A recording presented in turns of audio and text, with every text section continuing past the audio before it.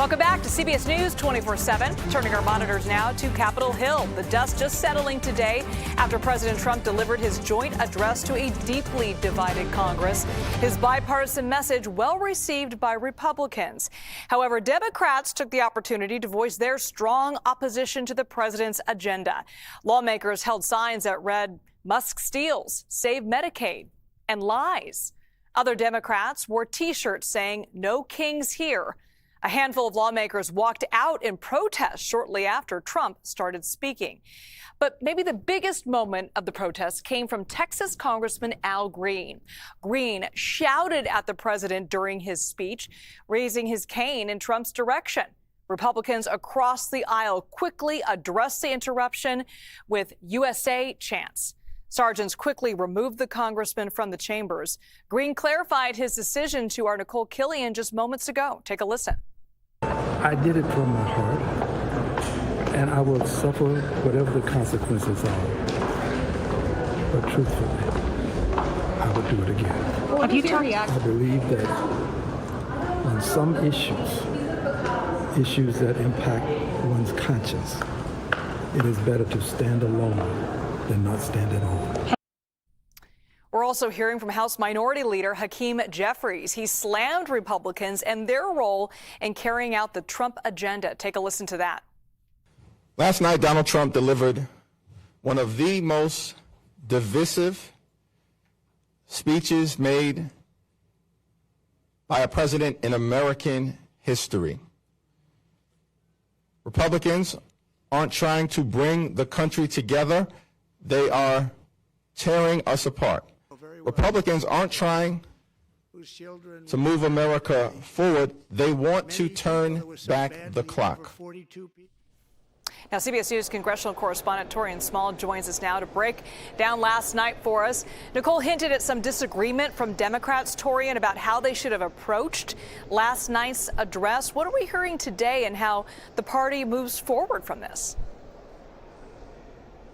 Well, it's clear that they're sticking with their messaging. They've been largely ineffective in stymieing any of the legislative priorities of the Republican Congress here, led by the direction of Donald Trump. So they're making it clear that over the next 2 years, right before the midterms, they're going to focus on spotlighting what Donald Trump has done in office and really underscoring the impact, the real-world impact that has on Americans, which is why we saw quite a few of them invite federal workers who have been fired to the Hill to be a part of the speech, to listen to the speech as their special guests.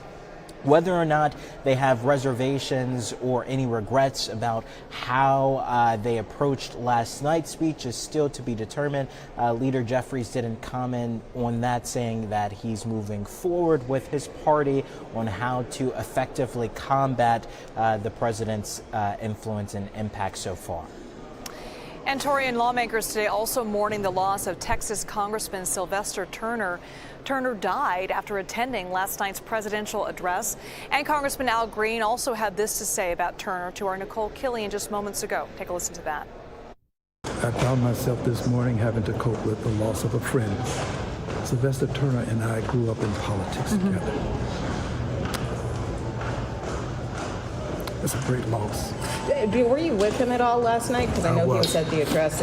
Was there anything unusual? I didn't find anything unusual. We talked. He was on the floor. I introduced him to someone. I fell to my knees when I heard it this morning. I could not believe it, and I still have problems coping with it. He was a very dear friend, a great person. And it's a big loss, so I'm so sorry. Very emotional moment there for Al Green. What kind of legacy, Taurean, does Turner leave behind?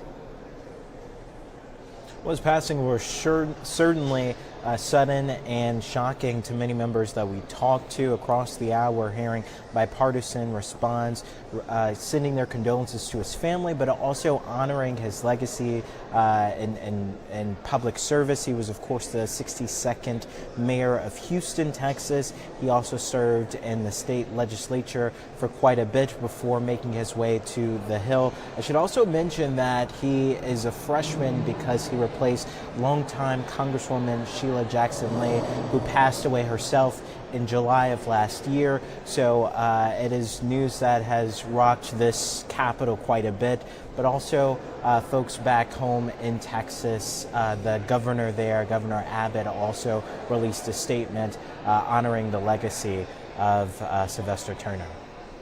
Taurean Small live there at the Capitol. Thank you so much, Taurean.